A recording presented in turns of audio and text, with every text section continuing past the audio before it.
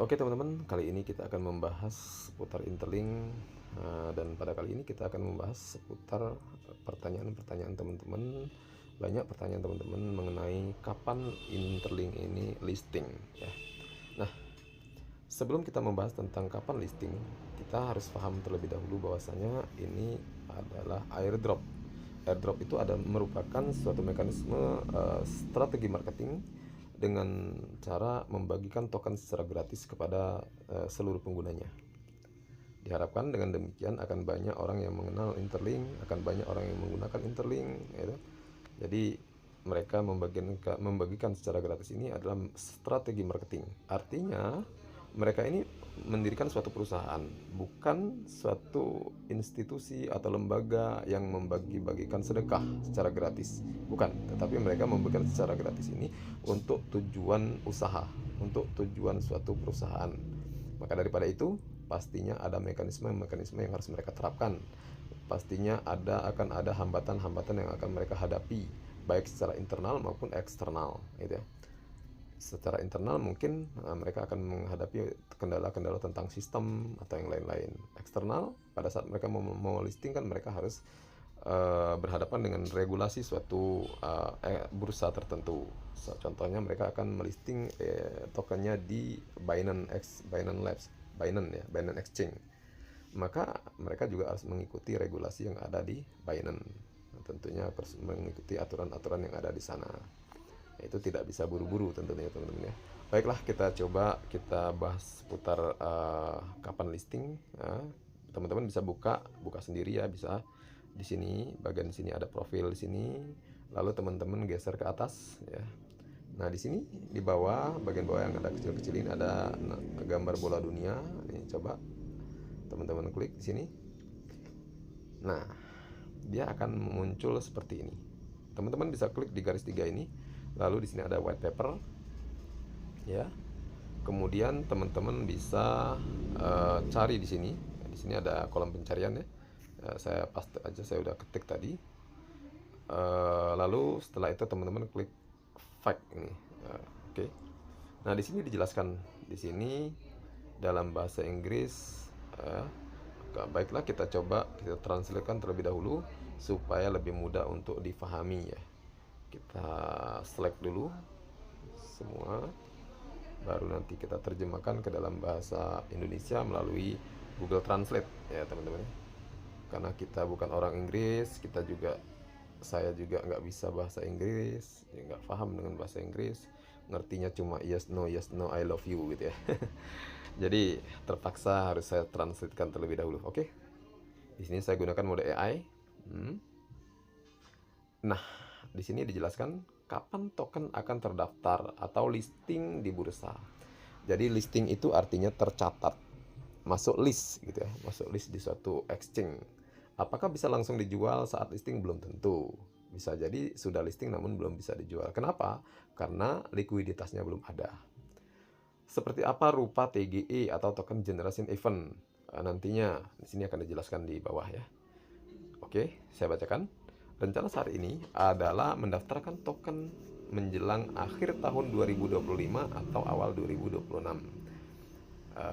Desember atau di awal 2026, mulai daripada Januari sampai dengan Maret, itu Q1 ya, kuartal 1. Namun karena sekarang kita memiliki Interlink DAO, semua keputusan besar akan dibuat secara transparan bersama komunitas. Nanti akan ada voting ya teman-teman ya. Sebelum listing itu nanti akan ada voting, yaitu untuk meminta pendapat daripada para pengguna apakah lebih setuju untuk listing di awal 2026 ataukah listing di pertengahan atau di akhir gitu ya. Tentunya ya tergantung teman-teman masing-masing. Mungkin bagi yang tokennya sudah banyak atau garap dari awal, ya mereka akan memberikan suara untuk listing di secepatnya. Namun ketika ada orang baru bergabung, mungkin tokennya baru 2.000, 3.000 atau 5.000, mungkin mereka akan memberikan suaranya untuk listing di akhir-akhir gitu ya. Nah, kemudian penting untuk diingat bahwa melakukan listing terlalu dini mungkin tidak ideal jika proyek belum mencapai tahap matang dan siap. Jadi kalau memang belum matang sudah listing ya nanti juga akan berhenti di tengah jalan ya. Karena memang belum matang. Banyak project-project ternyata mempercepat listing ternyata nggak berjalan ya. Dan listing terlalu lambat juga dapat membawa biaya peluang atau opportunity cost. Oleh karena itu, keputusan akhir akan dibuat melalui pemungutan suara oleh pengguna SITLG.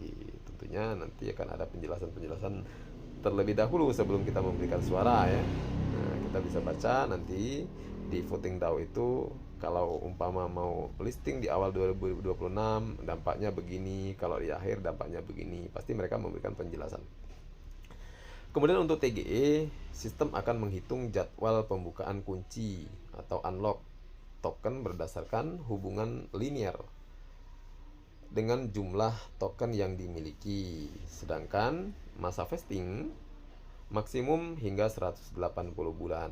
Jadi itu nanti akan ada unlock sesuai dengan jumlah token yang kita miliki, dan sekarang itu juga akan dihitung, akan diverifikasi berdasarkan HCS atau Human Credit Score.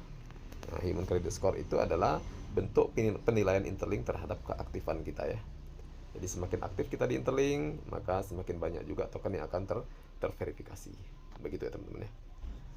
Lalu kemudian di sini semakin banyak dijelaskan lagi, semakin banyak token yang dimiliki seseorang, semakin lama masa pengunciannya guna memastikan stabilitas harga dan pertumbuhan ekosistem yang berkelanjutan. Jadi kalau orang itu tokennya banyak langsung di unlock semuanya, ya maka dipastikan itu akan ngedam itu harganya kan, karena dia akan menjual semua token yang dia miliki. Begitu ya teman-teman. Nah, tentunya kan developer akan jebol juga tuh kalau ada yang tokennya 1 juta. Andaikan ada 1000 orang tokennya 1 juta, bayangkan itu berapa itu ya kan? 1 miliar berarti kan yang terjual. Pastinya akan jebol juga itu developernya. Kemudian apakah token akan menghadapi inflasi berlebih? Ya, apakah masih ada rencana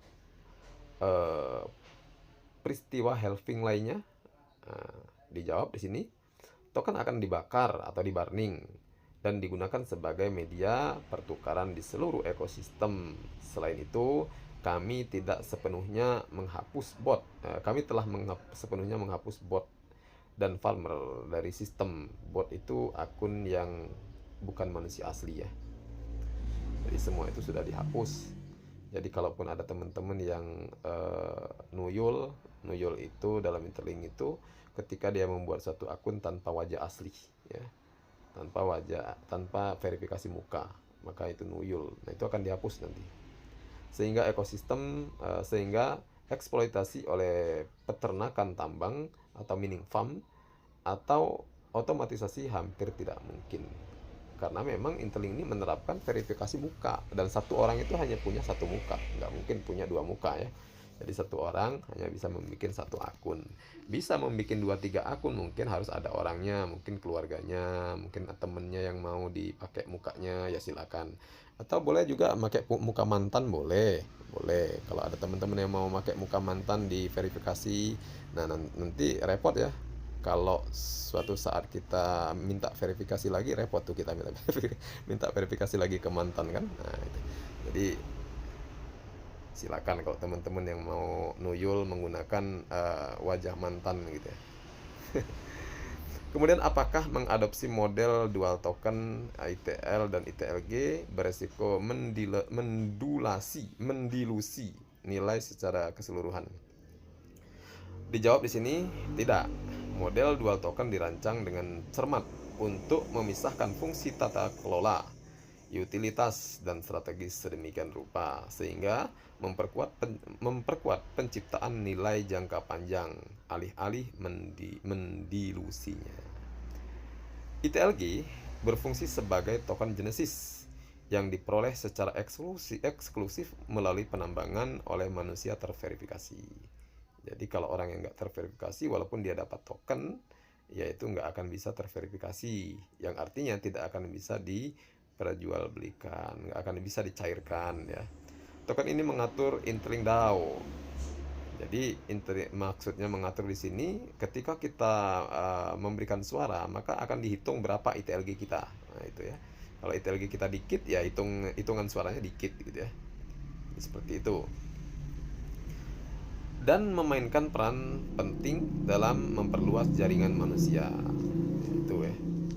Termasuk kasus penggunaan di masa depan, seperti mengaktifkan lapisan pembayaran terdesentralisasi di seluruh ekosistem gitu. ITL adalah token utilitas inti di strategis terstruktur untuk integrasi dengan mitra ekosistem,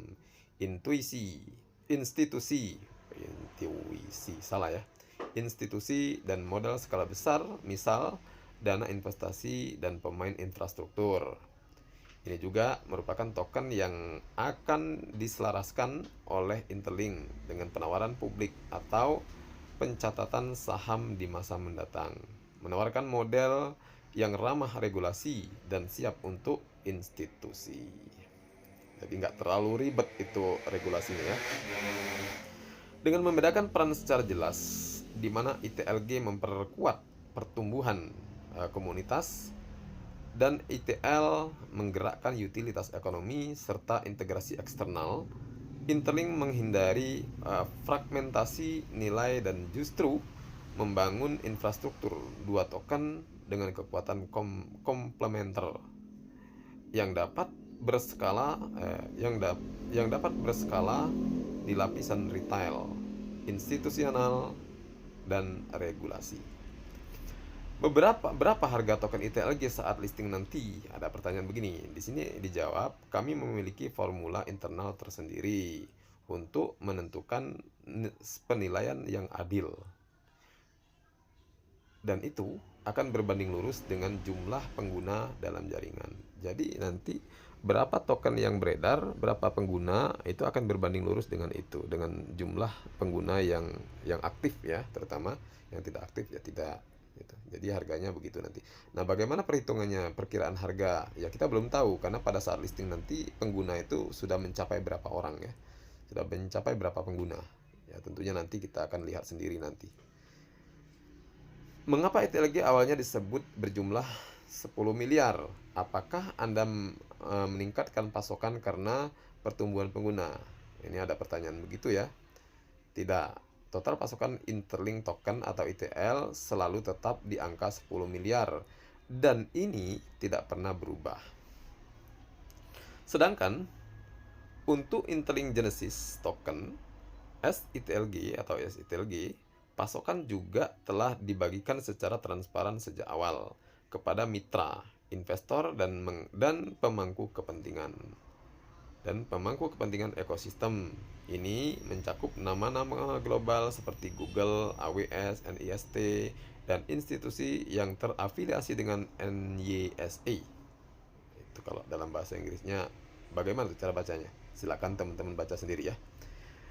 Yang telah diinformasikan sepenuhnya mengenai model token sebelum berkomitmen pada visi Interlink ya.